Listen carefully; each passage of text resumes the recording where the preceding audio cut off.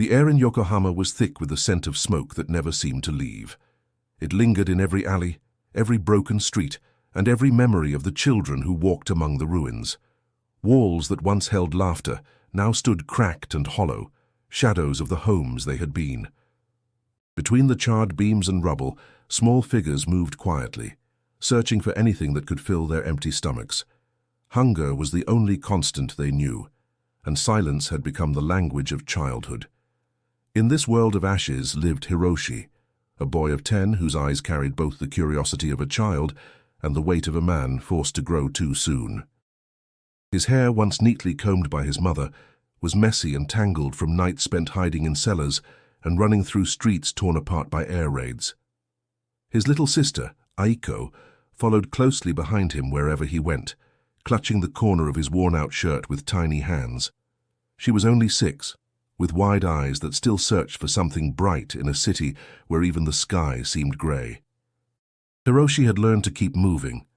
He searched for scraps of rice, for a piece of vegetable left behind in the market, for anything that could keep Aiko from crying through the night. Their mother did what she could, sewing old pieces of fabric into makeshift kimonos to sell or trade. But every day felt like a test of how much suffering one family could endure without breaking. And yet Hiroshi did not let go of hope. Deep inside he carried a stubborn spark that whispered there had to be more than war and hunger. He remembered running with friends in the schoolyard, throwing stones into the river, chasing fireflies on warm summer nights before the bombs. He remembered laughter, though now it felt like a story told long ago. That memory was what pushed him forward, a fragile reminder that life had once been different and might somehow be different again. But the city's silence was heavy. Neighbors whispered in low voices about the Americans, the soldiers who were drawing closer each day. Adults spoke of them with dread, painting pictures of enemies too dangerous to imagine. Hiroshi listened quietly to those conversations, his heart pounding with a mixture of fear and curiosity. Were these men truly monsters, as some claimed, or were they just another mystery of the war he could not yet understand? The children repeated what they heard, daring one another to imagine the faces of the soldiers. Some said they had sharp eyes and voices like thunder. Others said they carried strange weapons and laughed while destroying villages. For Hiroshi, the Americans were shadows on the horizon, faceless and frightening. The thought of them entering his streets filled him with both dread and an unexplainable desire to see the truth for himself. "Stay close, Hiroshi," his mother would whisper at night when the rumble of planes shook the earth.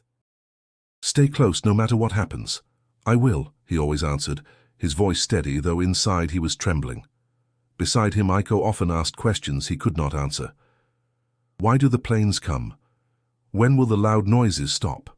Will we play again like before? Hiroshi never wanted to lie to her, but the truth was heavier than his small shoulders could carry. "One day, Aiko," he said softly, brushing her hair back from her face, "one day it will be quiet again." That promise became his secret vow. He did not know how he would keep it, or when, but he clung to it as tightly as Aiko clung to him. And so their days passed, marked by hunger, whispers of fear, and the distant sound of a war that had stolen everything familiar. Yet in the ruins of Yokohama, the smallest spark of hope still lived within a boy who refused to let despair take everything from him. If you want to hear the rest of this powerful story of resilience, memory, and unexpected kindness, don't forget to subscribe to the channel right now. This is just the beginning of a journey that will reveal how even in the darkest of times, the smallest gestures can change lives forever. Morning in Yokohama began not with birdsong, but with the creaking sound of carts dragging through uneven streets and the murmur of hungry voices. Smoke still clung to the rooftops, a reminder that the city had burned not long ago.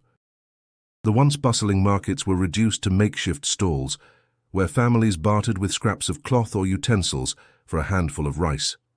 The air smelled of damp wood, ashes, and boiled barley, and each day carried the same question: would there be enough to survive? Hiroshi walked carefully along the edges of the street, Aiko following close behind, their bare feet brushing against pebbles and debris. His eyes scanned the ground for anything useful: a broken piece of coal, a vegetable peel, or a forgotten coin. The children had turned scavenging into a survival skill, one that demanded patience and sharp attention. Every small discovery mattered. "Look, Hiroshi," Aiko whispered, tugging on his sleeve. She pointed to a cracked bowl half buried in the dirt.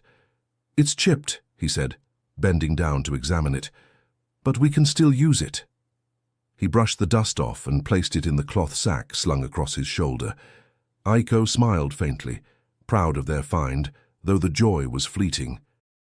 Their mother, Keiko, waited at home with quiet determination. She sat for hours, stitching together worn fabrics into simple kimonos. Each piece she made carried the hope of trade, sometimes for rice, sometimes for miso, though too often the exchange was for less than they needed. Hiroshi would watch her hands move with tired grace, the needle rising and falling as if it alone could hold their lives together. Food was never certain. On good days, their meal was a thin porridge stretched with barley. On bad days, it was no more than boiled roots or bitter herbs gathered from the edges of abandoned gardens.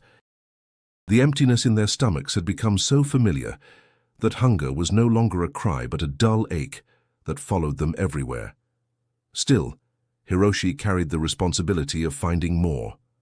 When their mother's back was turned, he sometimes slipped into the black market, a hidden corner of the city where desperate men traded cigarettes, canned food, and foreign goods. The air there was heavy with tension, voices hushed, eyes sharp with suspicion. Hiroshi knew children were not welcome, yet he lingered at the edges, watching, learning, hoping for a chance. One afternoon he saw a man drop a small paper packet. Without thinking, Hiroshi darted forward, scooped it up, and ran before anyone could stop him. Breathless, he unwrapped it behind a crumbled wall. Inside was a handful of dried sweet potatoes. He shared them with Aiko that evening, breaking each piece carefully in half. "Is it really for me?" she asked, her voice soft with disbelief. "Of course," Hiroshi answered firmly, though hunger twisted in his own stomach. "You need it more than I do." She chewed slowly, savoring each bite as if it were a treasure. For a moment, the shadows in her eyes lifted, and Hiroshi felt a surge of pride. He had kept his promise, at least for that night, but the weight of survival pressed harder with every passing day. He noticed how neighbors eyed one another with suspicion, measuring who had food and who did not. Once friendly smiles had been replaced by guarded glances. Even children competed in silence, each one hoping to return home with something in their hands. At night, Hiroshi lay awake listening to the faint rumble of distant planes and the soft sound of Aiko breathing beside him. He thought about the games they once played, chasing one another through fields, skipping stones in the river. Those memories felt fragile now, like glass that could shatter if he held them too tightly. Yet he clung to them, because without them, the world was nothing but smoke and hunger. The ruins of daily life were cruel, but Hiroshi refused to let despair define him. Every chipped bowl, every scrap of food, every small act of care for Aiko was a quiet rebellion against the darkness. And though he could not see it yet, the choices he made in those days were shaping the strength he would need for what was to come. The nights in Yokohama carried an edge sharper than the cold. When the distant wail of the air raid siren tore through the darkness, the city moved as one, slipping into underground shelters with hurried steps and hearts pounding in rhythm with the alarms. Hiroshi gripped Aiko's hand tightly, his knuckles white, as their mother guided them through narrow alleys toward the shelter. The ground trembled beneath their feet, and the sky above cracked open with flashes of orange light. Inside the shelter, the air was thick and stifling, crowded with neighbors pressed shoulder to shoulder. The walls shook as explosions thudded in the distance. Babies cried, their mothers rocking them in desperation, while old men sat with eyes closed, murmuring prayers. Hiroshi tried to be still, tried to breathe evenly, but every blast rattled his chest. He could feel Aiko trembling beside him. "Hiroshi," she whispered, her voice nearly lost under the siren's wail. "Will the fire come here?" "No," he answered quickly, forcing strength into his tone. "We're safe here. Nothing will reach us." But even as he spoke, he wasn't sure. His heart pounded, and each detonation seemed closer than the last. He wrapped his arm around her shoulders, whispering a quiet lullaby their mother used to sing before the war. The melody was shaky, but Aiko's breathing slowed, her small body leaning into his. When the sirens finally faded and the people emerged, the streets greeted them with another layer of ruin. Homes flattened, wooden beams smoldering, and black smoke curling into the morning air. The acrid smell burned Hiroshi's throat. He saw a boy from his old school standing in the rubble, clutching a scorched toy drum as if it could bring back the world that was lost. School itself had become a memory. The classrooms were gone, desks splintered, chalkboards buried under dust. Lessons had been replaced by survival, and Hiroshi often wondered if he would ever hold a pencil again. He missed the sound of his teacher's voice, the chatter of his friends, the thrill of running across the yard when the bell rang. Now children's laughter was rare, and their footsteps carried more weariness than play. "Do you remember when we used to run to the river after school?" Hiroshi asked Aiko one evening as they walked past the charred skeleton of what had once been their neighborhood. She nodded. "I remember. The water was so cold, and you always threw stones farther than me." Hiroshi smiled faintly, though it ached to recall. "One day we'll go again. Maybe the river is still waiting for us." Their mother tried to preserve small fragments of normal life. She took scraps of fabric, sometimes from clothes too damaged to repair, and stitched them into kimonos. The patterns were mismatched, patches sewn over holes, but her needle carried quiet determination. Hiroshi often sat beside her, watching the thread slide in and out. It was a rhythm, steady and calm, even as the world outside fractured. At night, the family huddled together, the silence broken only by the occasional distant rumble. Hiroshi often stared at the ceiling, tracing cracks in the wood with his eyes. Each sound outside made him tense, unsure if another raid was beginning. Sleep came in shallow bursts, haunted by dreams of falling buildings and faceless soldiers marching through smoke. Yet even within fear, Hiroshi searched for something to hold on to. He told himself that every night survived was proof they could endure another. He told Aiko stories about summers before the war, stories about fireflies glowing like lanterns in the dark. She listened with wide eyes, clinging to his words as if they were light itself. The shadows of war stretched long over their lives, dimming childhood, reshaping trust, and making every breath feel fragile. But in Hiroshi's heart, the promise he carried, the promise of quiet days returning, burned like a secret flame he refused to let the darkness extinguish. The ruins of Yokohama carried not only the weight of destruction, but also the heavy silence of uncertainty. In that silence, rumors traveled quickly, shaping fears more than facts ever could. Hiroshi often listened as adults gathered in the evenings, their voices low and urgent, weaving stories about the Americans who would soon arrive. "They will take everything," muttered an older neighbor, her face lined with exhaustion. "Food, homes, even our children. Do not forget, they are the enemy." Others nodded grimly, their eyes darting toward the children nearby. Hiroshi sat with Aiko in the corner, pretending to focus on a cracked wooden toy while his ears absorbed every word. The more the adults spoke, the larger the Americans became in his imagination, giants with cold eyes, carrying weapons that gleamed in the sunlight. One man spat into the dirt. "They are not human. I heard they drink like demons, laugh while burning villages, and strike down anyone who resists. Do not trust their smiles. Do not trust anything they give." Hiroshi's mother remained silent, her needle moving steadily through the fabric in her lap. Her lips were pressed tight, her eyes unreadable. But Hiroshi saw the tension in her shoulders, the way she avoided looking at her children, while those words filled the air. When the adults dispersed, Hiroshi walked with Aiko toward their small shelter. She tugged on his sleeve, whispering, "Are the Americans really monsters? Will they hurt us?" He hesitated, his mind tangled in the web of stories he had overheard. "I don't know," he admitted quietly, "but we have to stay together, that's what matters." Aiko's brow furrowed as she looked down at her bare feet. "I dreamed last night they came with black masks and carried us away. I woke up crying, but you didn't hear me." "I'll always hear you," Hiroshi said firmly, though a cold shiver ran down his spine. "No one will take you while I'm here. The children in the neighborhood repeated the whispers like playground tales, each one trying to outdo the other with fear.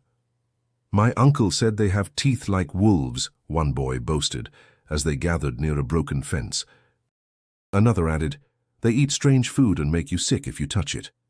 Hiroshi listened, his heart beating faster, though he tried to hide it. He wanted to challenge them, to say he wasn't afraid, but the words stuck in his throat. At night, those whispers became shadows in his dreams. He imagined faceless soldiers storming through the ruins, their boots shaking the earth, their voices booming in a language he couldn't understand.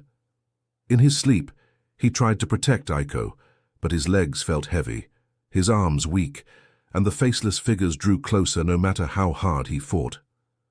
One evening, when the sky glowed faintly red from the setting sun, Hiroshi found his mother sitting quietly outside, her hands resting in her lap. He sat beside her, his curiosity finally stronger than his fear. "Mother," he asked softly, "what are the Americans really like?" She looked at him, her eyes tired but gentle. For a long moment, she didn't answer. Then she sighed, her voice low. "We don't know yet. People say many things when they are afraid. Fear makes monsters larger than they are. Then, they might not be as bad as everyone says?" She hesitated, then placed her hand on his. "We will see with our own eyes soon enough. Until then, we must be careful. Listen, but do not believe everything you hear." Hiroshi nodded, though his chest still felt heavy. The words of his neighbors clung to him, battling with his mother's quiet wisdom.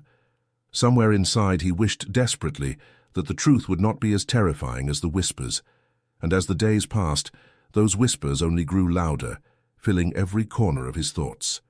The morning of August 15th arrived with an uneasy stillness, as though the very air was holding its breath. The streets of Yokohama were quieter than usual, neighbors gathering near battered radios, straining to hear the voice that had never before spoken directly to them. Hiroshi stood with Aiko at his side, their mother pressed close, while the faint crackle of static filled the room.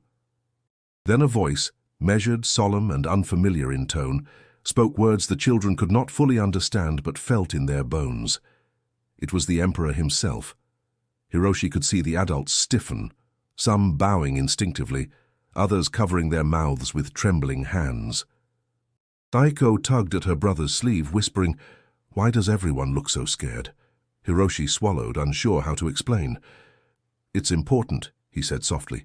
"Very important." The voice continued, heavy with words about endurance, sacrifice, and the need to accept the unbearable. Though Hiroshi could not grasp every phrase, he felt the weight in the room shift.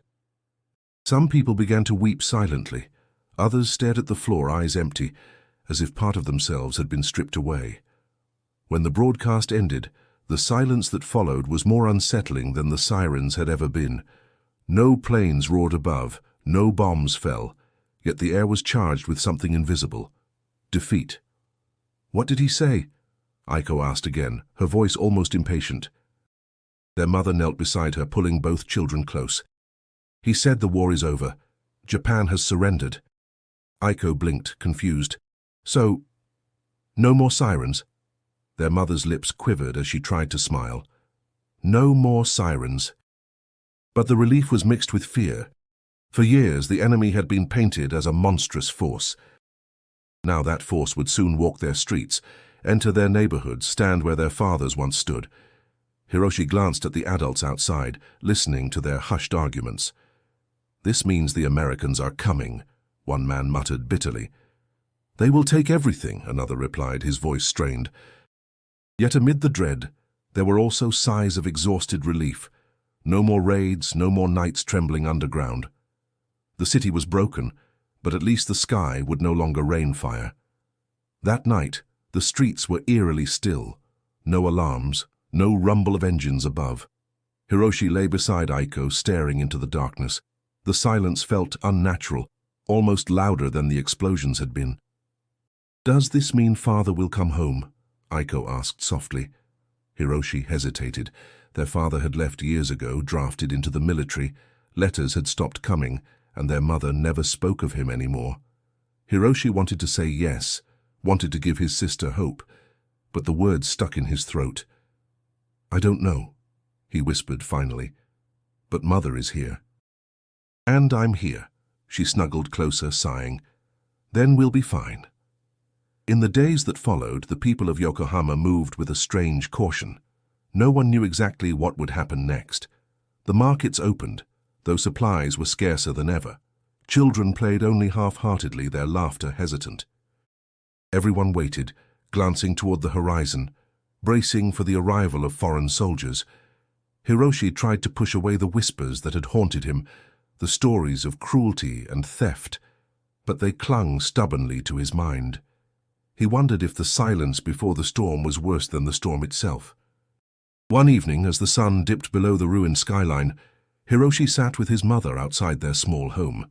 She looked tired, her hands resting limply in her lap. He asked the question that had weighed on him for days. "Are we safe now?" She closed her eyes, her voice barely audible. "The war is over. But safety, we will have to see." Hiroshi glanced at Aiko chasing a moth nearby, her bare feet brushing against the dirt. He wanted to believe in his mother's words, yet deep inside, he knew the end of one fear was only the beginning of another. The silence of surrender lingered, heavy and unbroken, as the city waited for footsteps that would soon echo through its streets. The first time Hiroshi saw them, the Americans, he almost couldn't believe they were real. He had expected monsters from the whispers, creatures with sharp teeth and merciless eyes. Instead, he saw tall men in uniforms, their boots thudding against the broken streets of Yokohama, their helmets catching the pale autumn light. Their voices rumbled in strange rhythms, loud and unfamiliar. Words carried on a wind that seemed to change the very air.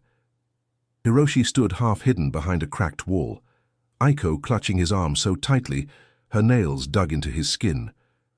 Around them, neighbors gathered cautiously, their faces drawn with both fear and curiosity. Mothers held children close, and old men narrowed their eyes, watching every movement of the foreign soldiers. One soldier stopped near a group of women, removing something from his pack. Hiroshi tensed, expecting a weapon, but instead the man pulled out small packages, cans and paper-wrapped items, and handed them forward. The women exchanged hesitant glances, unsure whether to accept. Finally, one reached out, her hands trembling as she took the gift. The soldier nodded, speaking words Hiroshi didn't understand, but whose tone carried no anger. The sight unsettled him. Weren't they supposed to be cruel? Yet here they were, offering food. Aiko whispered, "Why are they giving things?" "I thought they would take them away." "I don't know," Hiroshi murmured, though his eyes never left the soldiers. His heart hammered against his ribs, torn between running away and stepping closer. The Americans moved further down the street, their presence commanding attention with every stride. Children peeked from behind doorframes, darting back whenever a soldier's gaze wandered near. Some of the braver ones followed at a distance, curious as stray cats ready to scatter if anything turned threatening. One of the soldiers caught sight of Hiroshi and Aiko. The boy froze, his breath caught in his throat. The man was huge, his shadow stretching across the broken pavement, his face hidden beneath the brim of his helmet. He slowed, and for a moment Hiroshi felt the world narrow to that single figure moving toward them. "Stay back," Hiroshi whispered sharply, pulling Aiko behind him. She clung tighter, her wide eyes never blinking. The soldier stopped a few steps away, studying them. Then slowly, deliberately, he crouched down, making himself smaller, less frightening. His hand reached into his pocket, and Hiroshi's muscles tensed again. But what emerged wasn't a weapon. It was a small, brightly wrapped square. The soldier extended his hand, palm open. The object glistened faintly in the sunlight, something Hiroshi had never seen before. "What is that?" Aiko whispered. Hiroshi didn't answer. His body screamed at him to stay still, to not fall into a trap. Yet something in the man's eyes, a calmness, maybe even kindness, held him frozen in place.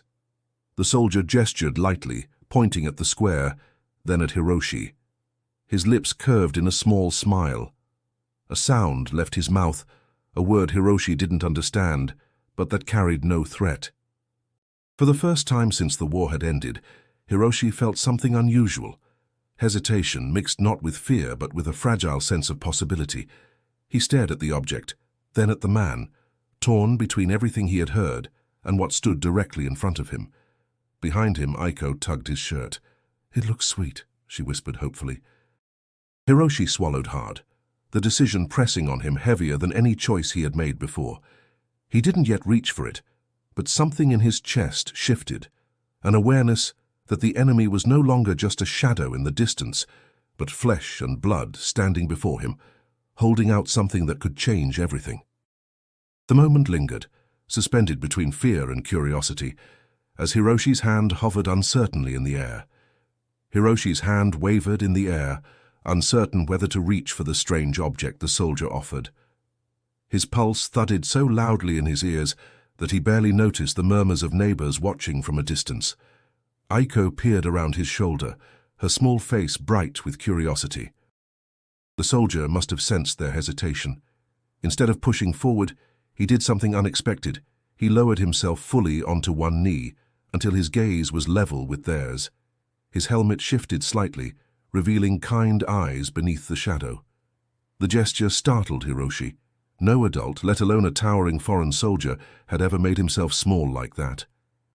The man extended his hand again, moving slowly, patiently, as though showing he meant no harm. The colorful square of paper still rested on his palm. Hiroshi's lips tightened. "What does he want?" he whispered to Aiko. Aiko tilted her head, studying the object. "Maybe it's food, or a toy." The soldier spoke softly, a string of words Hiroshi didn't understand. But the tone was gentle, almost coaxing. The man gave a small, encouraging nod, his smile lingering. Driven by a mix of fear and boldness, Hiroshi finally extended his hand. His fingers brushed the wrapper, cool and smooth beneath his touch. He snatched it quickly, half expecting the soldier to grab him, but nothing happened. The man only smiled wider, then gestured for Hiroshi to open it. With Aiko's eager eyes fixed on him, Hiroshi peeled back the wrapper. Inside was a small brown square, glossy and unfamiliar. He sniffed it cautiously. It carried a rich, sweet smell, unlike anything he had ever known. His stomach clenched with sudden longing. "Try it," Aiko urged, her voice barely above a whisper.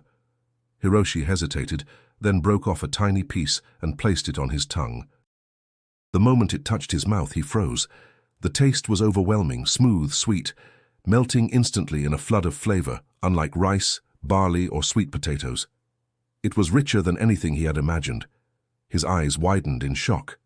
"What is it?" Aiko asked eagerly. He couldn't find the words. Instead, he broke off another piece and offered it to her. She placed it carefully between her lips, then gasped. For the first time in months, laughter bubbled out of her, light and unrestrained. She clapped her hands together, her eyes shining. "It's wonderful, Hiroshi, it's wonderful." The sound of her laughter seemed to soften the air. Even the neighbors who had been watching from afar exchanged glances of disbelief.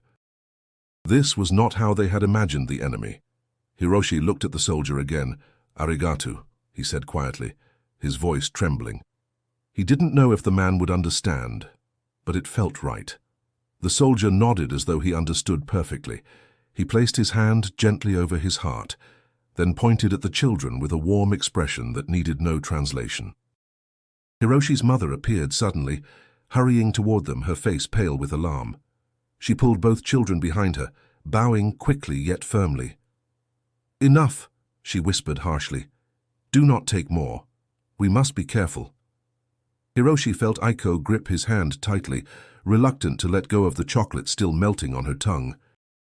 Their mother's eyes darted nervously between the soldier and her children, torn between fear and gratitude. The soldier didn't push further. He simply rose to his feet again, gave a small wave, and rejoined his companions. As he walked away, Hiroshi felt an odd emptiness, as if something important had just shifted inside him. The taste lingered on his tongue, impossible to forget. The sweetness was more than food. It was proof that perhaps the whispers had not told the whole truth. And though he didn't know what it meant yet, Hiroshi understood that the world he thought he knew had just begun to change. The memory of that first taste of chocolate lingered with Hiroshi and Aiko for days, as if their tongues still carried the sweetness long after it had melted away.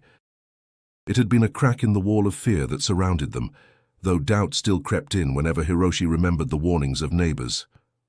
The soldiers were back again now, walking through the broken streets with their heavy packs, drawing watchful eyes wherever they went.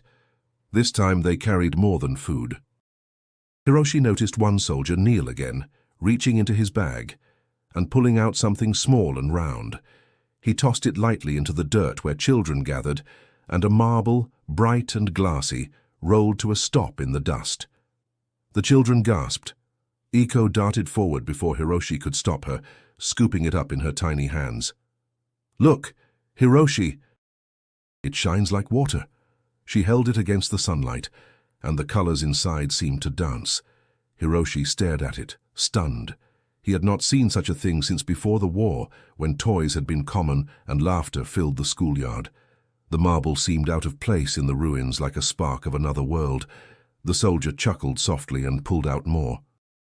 Soon other children approached cautiously, each receiving a marble or a small trinket. Another soldier held up a doll made of cloth, its dress neatly stitched. A little girl clutched it to her chest, her eyes brimming with tears, as though she had just been given back a piece of her childhood.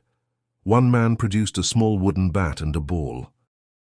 He demonstrated with an exaggerated swing, his laughter booming though the words were foreign. The children giggled nervously, drawn by his enthusiasm. Hiroshi felt torn. Part of him wanted to keep Aiko away, to remember the warnings. But when another soldier crouched down and placed a small toy car in his palm, he couldn't resist staring. The metal was smooth, the wheels turning easily beneath his fingers. It was simple, but to Hiroshi it felt like magic. Aiko tugged at his sleeve. "Can we keep it? Please, Hiroshi." He didn't answer right away. His mind raced with questions. Why would enemies bring toys? Why would men who were supposed to be dangerous give children gifts? The toy car weighed almost nothing, yet it felt heavy in his hand, filled with meaning he couldn't yet name. From a distance, some adults watched with furrowed brows. One man muttered, "They are tricking the children, making them forget who we are." Another shook his head. "Or perhaps they are showing us who they truly are." Hiroshi's mother stood silently, her face tense, her hands gripping her kimono. She didn't move to take the toy away, but her eyes lingered on it with suspicion. Hiroshi noticed her lips part slightly, as though she wanted to protest, yet no words came.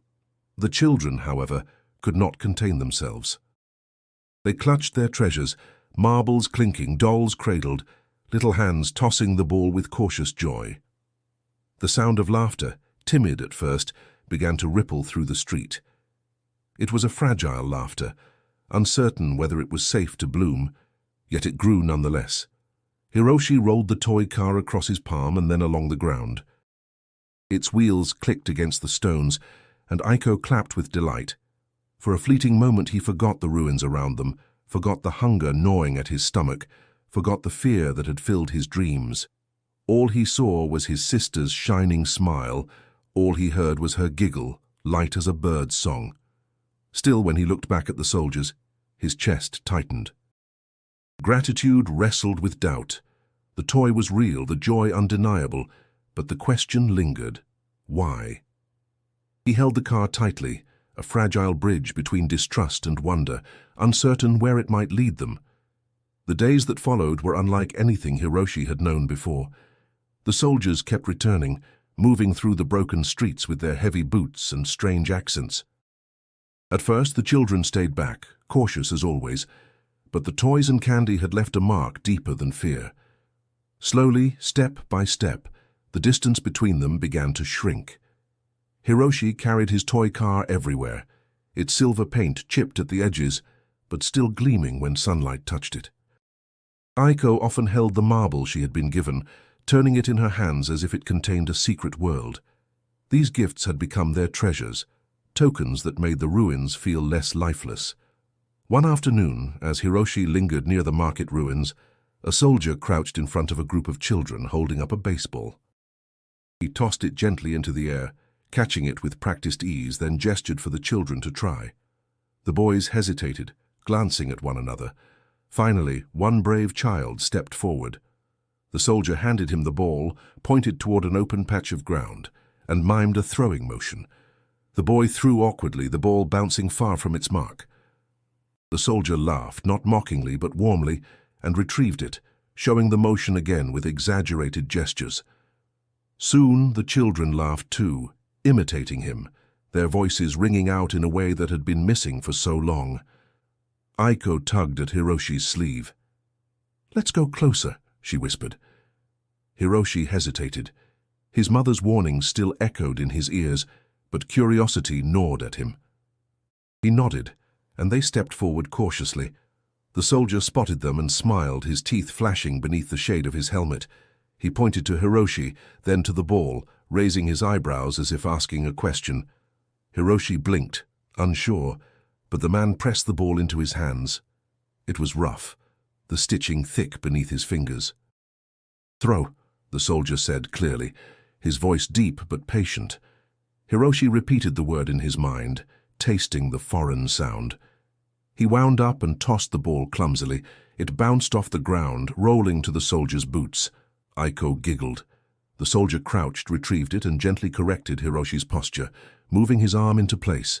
Then he stepped back, nodding encouragement. This time the throw flew straighter. The soldier clapped his hands, laughing. "Good, very good!" Hiroshi's cheeks flushed with pride.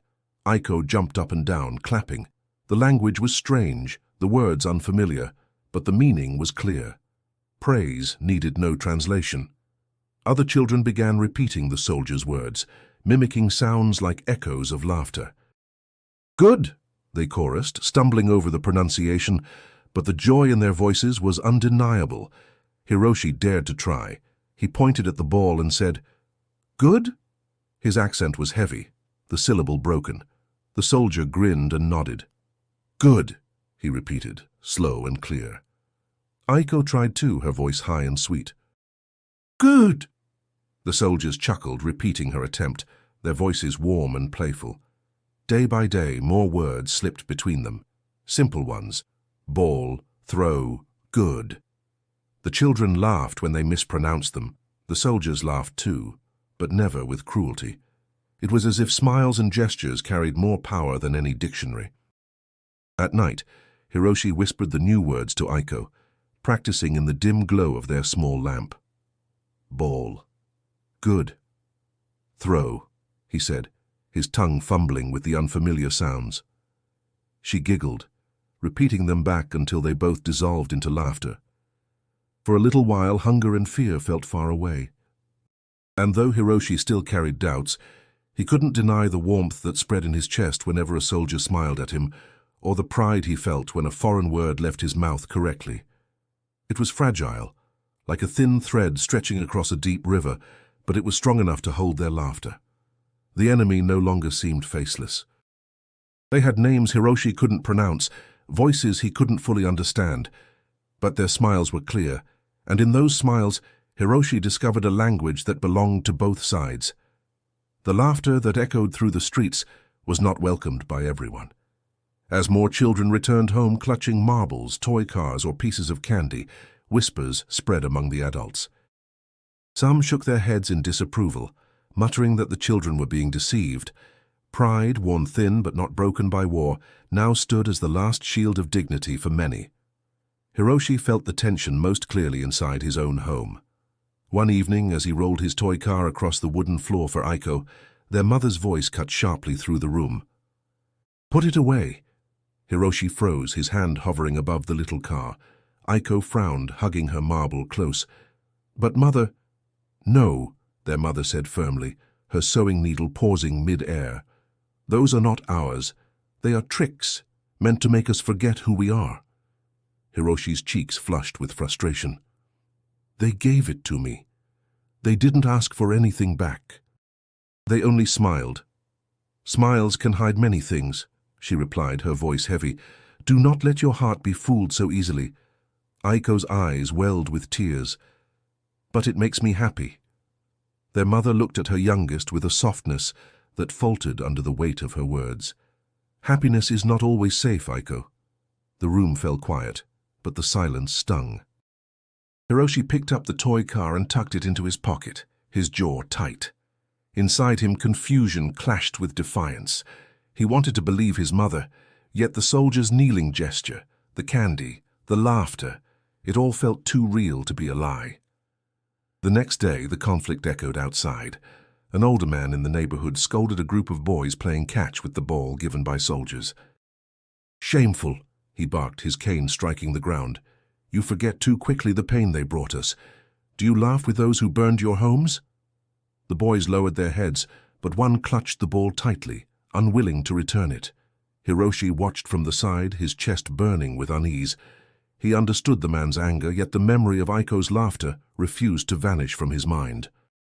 That night, Hiroshi whispered to Aiko as they lay on their futon, "Do you think it's wrong to smile with them?" Aiko shook her head without hesitation. "How can happiness be wrong, Hiroshi?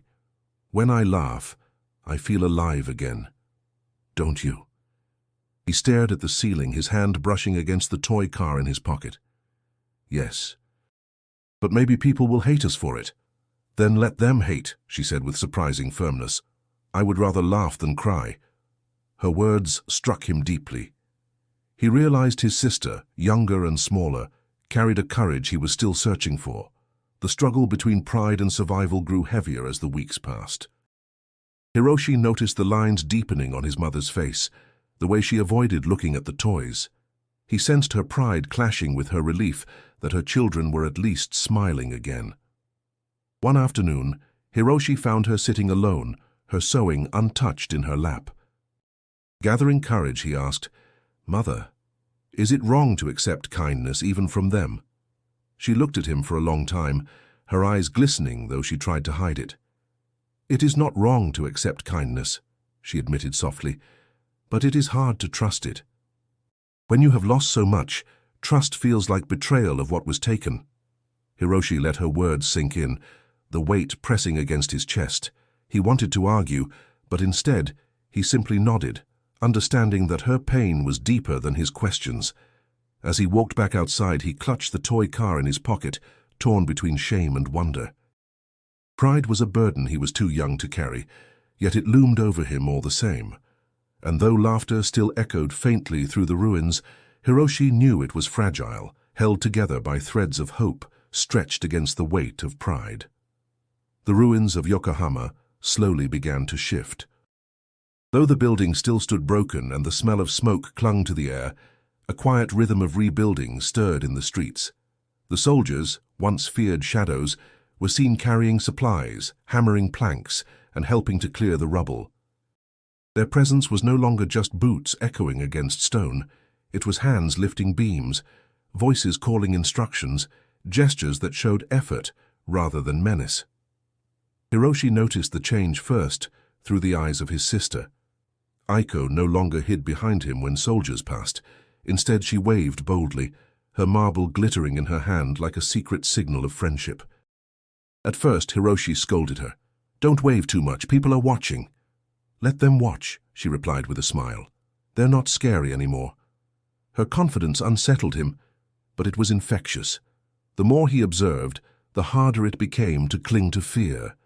He saw soldiers share water with elderly men, carry heavy sacks for women, and fix broken fences without being asked. The rumors that had haunted his mind began to falter, their power weakened by what his eyes now witnessed each day. One afternoon, Hiroshi stood near the marketplace ruins, clutching his toy car in his pocket, when a soldier approached. The man pointed to the pile of debris nearby, then mimed lifting it. Hiroshi blinked, unsure, until the soldier repeated the gesture, smiling encouragingly. Hesitant, Hiroshi nodded and stepped forward. Together they lifted broken wood and scattered stones, clearing the path. When they finished, the soldier clapped him on the shoulder and said something in English. Hiroshi didn't understand the words, but the tone was unmistakable, praise. He nodded awkwardly, his heart swelling with pride. That evening, he told his mother, "They're helping too. Not just giving toys or food, they work like we do." His mother paused, the fabric in her hands trembling slightly. "Be careful, Hiroshi. Good deeds can be real, but they do not erase the past." "I know," he said softly. Yet in his chest, the weight of suspicion was lighter than before. In the following days, Hiroshi began to notice other families softening as well. Women exchanged shy bows with soldiers who carried heavy loads. Children no longer needed coaxing to play when a ball was tossed their way. Even the elderly, though slower to yield, sometimes accepted small gifts of rice or canned goods. Still, there were moments of resistance. One afternoon, Hiroshi saw a man push away a soldier's offering of bread. "We do not need their pity," the man spat, turning his back. The soldier stood quietly, then placed the bread on a nearby ledge and walked away. Moments later, a hungry child darted forward and snatched it, clutching it tightly before disappearing into the crowd. That night, as Hiroshi and Aiko lay in the dim light, she whispered, "Do you think Father would be angry if he saw us take things from them?" The question struck Hiroshi deeply. He thought of his father in uniform, somewhere far away, or perhaps nowhere at all. He pictured the pride his father carried, the honor that might not have allowed for laughter shared with the enemy. "I don't know," Hiroshi admitted, "but I think Father would want us to live, and sometimes living means accepting what is given." Aiko rested her head on his arm, her voice drowsy but certain. "Then I think he would understand." Hiroshi closed his eyes, the sound of distant hammers echoing through the night. For the first time, the future didn't feel like an empty shadow. It felt like a path slowly being cleared, one piece of rubble at a time. Trust was fragile, like thin ice over a deep river. Yet step by step, Hiroshi found himself daring to walk across it, guided not only by the soldier's actions, but by the laughter of his sister, who seemed to know before anyone else that kindness could sometimes be trusted. The rubble-strewn streets of Yokohama had long been silent of children's laughter. Yet now, with each passing day, that silence cracked open, replaced by the unexpected sounds of games. Soldiers who had once been feared shadows began tossing baseballs into open spaces, their voices carrying strange words but warm intentions. One afternoon, Hiroshi and Aiko followed the noise of shouting and laughter to a clearing where a group of children and soldiers were gathered. A wooden bat, worn and chipped, was being passed between small hands and large. The ball soared through the air, sometimes missed, sometimes struck, but always followed by cheers. Aiko's eyes lit up. "Let's play, Hiroshi," she urged, tugging his arm. He hesitated. "What if the others laugh at us?" "They won't," she said with certainty. "They want us there." Before he could protest further, one of the soldiers spotted them. With a grin, he gestured for Hiroshi to step forward, miming a swing of the bat. The children clapped, urging him on. Hiroshi's cheeks burned, but he felt a nudge from Aiko's small hand. Taking a deep breath, he walked into the circle. The soldier placed the bat in his hands, adjusting his grip carefully. "Hold, here," the man said slowly, guiding Hiroshi's fingers. Then he pointed to the ball, nodded, and stepped back. Hiroshi swallowed hard, raised the bat and swung as the ball came toward him. The crack of wood against leather startled him. It wasn't a strong hit, but the ball rolled across the dirt. Children cheered, soldiers clapped, and Aiko bounced with excitement. "You did it!" she cried, running to hug him.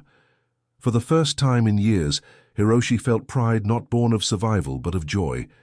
He handed the bat back, his heart racing not from fear, but exhilaration. The game continued, soldiers encouraging, children laughing, language barriers crumbling under the simplicity of play. Words weren't needed when a smile or a cheer carried the meaning clearly. Even when mistakes were made, the laughter that followed was genuine, free of mockery. After a while, Aiko joined in, chasing after the ball with her tiny legs. When she stumbled, a soldier lifted her gently and set her back on her feet, smiling as she brushed off the dirt. She laughed and shouted, "Again! Again!" though he likely didn't understand the words. But he understood the tone, and that was enough. Hiroshi watched his sister, her face glowing with joy, and something inside him eased. The soldiers, once the embodiment of whispered nightmares, were now partners in games. It was strange, almost unsettling, yet undeniably real. As the sun dipped lower, Hiroshi found himself sitting with one of the soldiers, the toy car resting in his pocket. The man showed him how to throw the baseball properly, using slow gestures and exaggerated motions. Hiroshi repeated, fumbling at first, then improving with each try. "Good," the soldier said with a nod, repeating the word Hiroshi had come to know so well. "Good," Hiroshi echoed, his accent clumsy, but his smile steady. The soldier chuckled, clapping him on the shoulder. Hiroshi felt the weight of that gesture. It wasn't condescending, but respectful, as if recognizing him not just as a child, but as someone learning, growing. When the game ended and the children reluctantly dispersed, Hiroshi and Aiko walked home, their faces still bright with excitement. "Did you see, Hiroshi?" Aiko said breathlessly. "They cheered for you." "Everyone did," he nodded, unable to suppress his smile. It felt different, like for a moment we weren't enemies, just people playing. That night, as he lay awake, Hiroshi realized something had shifted within him. The war had stolen countless things, but here, amid the dust and rubble, laughter had returned. Bonds were being forged not through words or promises, but through the simple act of play, fragile yet powerful, bridging a divide that once seemed impossible to cross. The laughter that now echoed through parts of Yokohama was a fragile sound, and not everyone welcomed it. For every child who clutched a toy car or chased a ball, there were adults whose faces hardened at the sight. The wounds of war ran deep, and trust did not grow evenly across the ruins. One morning, Hiroshi and Aiko hurried to the square where children often gathered. Soldiers were already there, unpacking supplies and waving. But as Hiroshi approached, a sharp voice cut through the air. "Enough of this nonsense." An older man stood at the edge of the crowd, his cane tapping angrily against the ground. His eyes burned as he glared at the children. "Have you forgotten so soon? These are the men who destroyed our homes, and now you play games with them, laugh with them? Shame!" The children froze, the ball rolling to a stop in the dust. Hiroshi felt his stomach twist. He wanted to speak, to defend the joy that had returned to them, but the man's voice was too fierce. Even the soldiers seemed unsure, exchanging uneasy glances as the tension thickened. Another neighbor joined in, her voice bitter. "You children don't understand. You're being fooled. Kindness from the enemy is a leash around your neck." Aiko clutched Hiroshi's arm, her marble clenched tightly in her hand. Her whisper trembled. "Why are they so angry?" "The soldiers didn't hurt us." Hiroshi couldn't answer. His chest ached with the weight of both sides, the adults' pride and the children's laughter. One of the soldiers stepped forward, raising his hands slowly, palms open.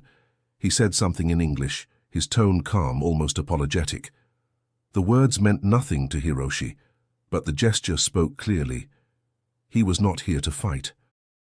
Still, the man with the cane spat at the ground and stormed away, muttering curses. The children remained frozen until Aiko broke the silence. She tossed the marble into the air, caught it clumsily, and giggled. "Let's play," she said stubbornly, her eyes shining. Hiroshi looked at her in surprise, then at the other children. One by one, they nodded. Soon the game resumed, laughter swelling again, though shadows of disapproval lingered at the edges of the crowd. That night, Hiroshi's mother confronted him. "I heard what happened today. Do you not see how dangerous this is? You put yourself in the middle of their anger." "They didn't hurt us," Hiroshi insisted. "The soldiers just smiled. They want to help. They gave us food, toys, even played with us." "Do you think toys erase the fire that burned our city?" she asked, her voice trembling. "No," Hiroshi said quietly. "But they make Aiko laugh, and when she laughs, it feels like we are alive again." His mother's eyes softened, but only for a moment. "You are too young to understand the weight of pride. To some, accepting kindness from the enemy is like betraying the dead." Hiroshi lay awake that night, staring into the darkness. Her words pierced him, but so did the memory of Aiko's laughter as she tossed her marble into the air. Both truths pulled at him, heavy and unrelenting. The next day, Hiroshi chose to return to the square. When the soldiers gestured for him to join, he stepped forward with steady feet. Pride and doubt still clung to him, but something stronger stirred within, the belief that joy was not betrayal, but survival. As he threw the ball back to a soldier and heard the cheer that followed, he felt a shift deep inside.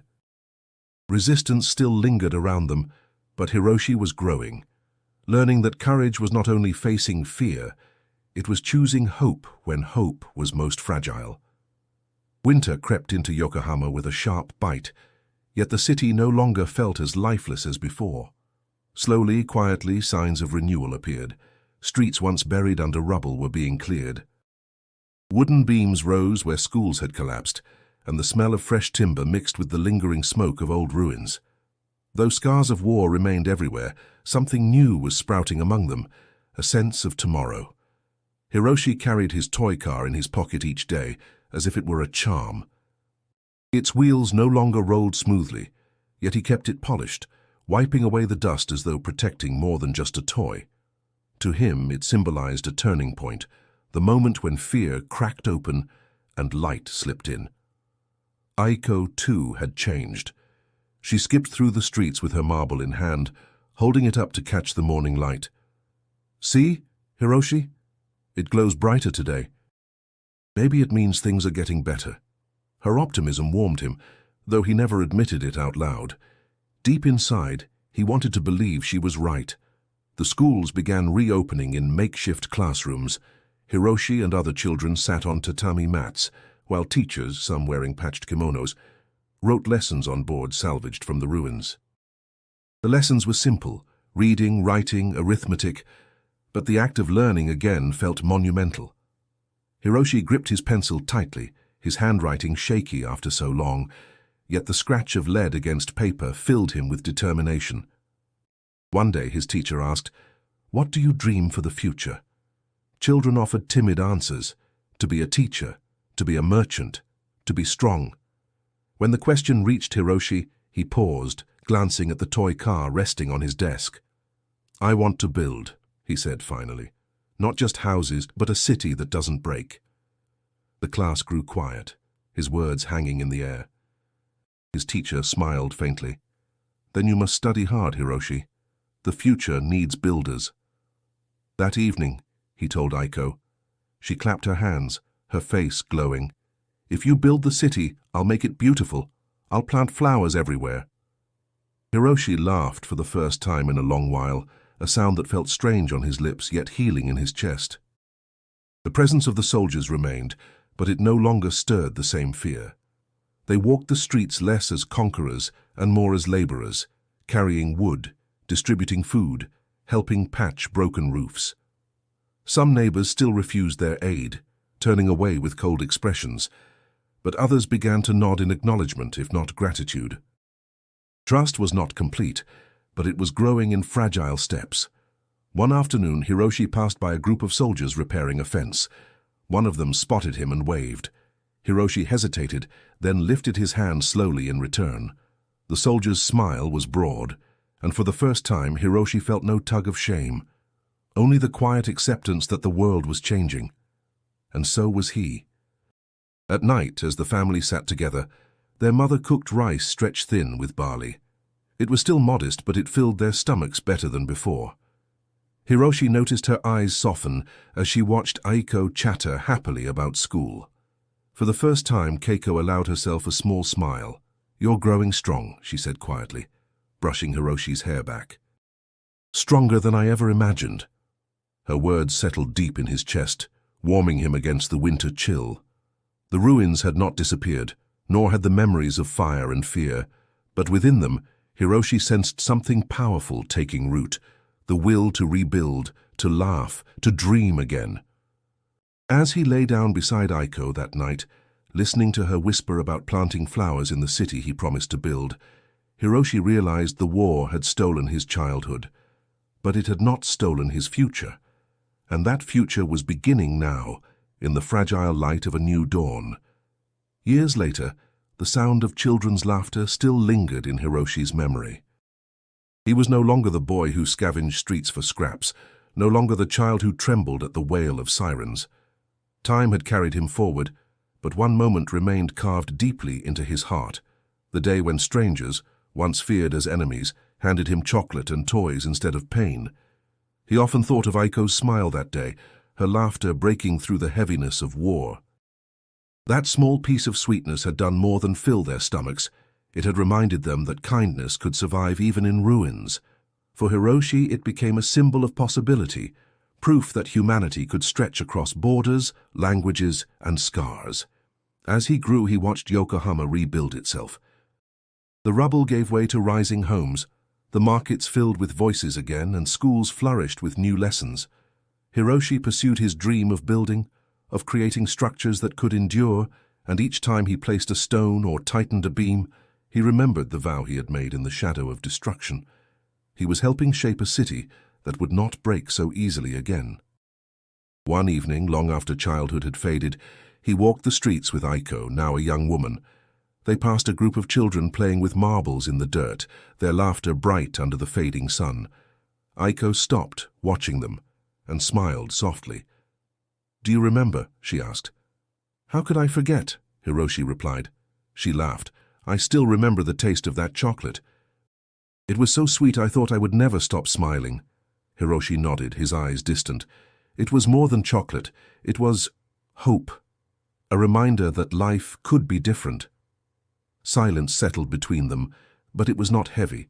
It was filled with understanding, the kind only shared by those who had walked through fire and still found reason to smile. When Hiroshi looked back on his childhood, he did not see only fear, rubble, and hunger. He remembered the soldiers who had knelt to meet children at eye level, who had offered toys and smiles instead of threats.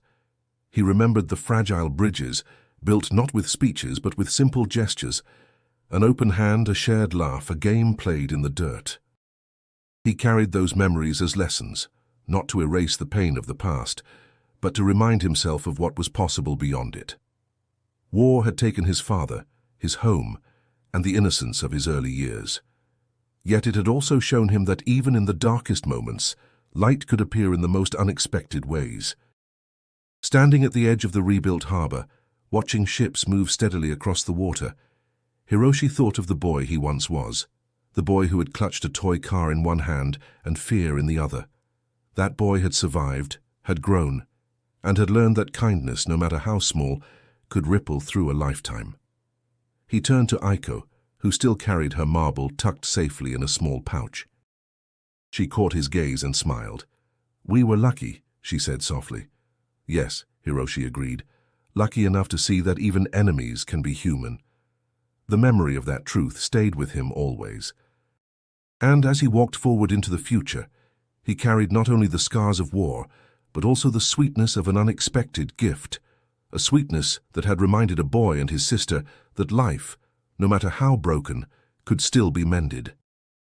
If this story moved you, if Hiroshi's journey reminded you of the strength of kindness and the resilience of the human spirit, don't forget to subscribe to the channel. Stories like this show us how even in times of ruin, humanity shines through in the smallest acts. And when you finish here, make sure to click on the video suggested on your screen to continue exploring powerful stories that history has left for us to remember.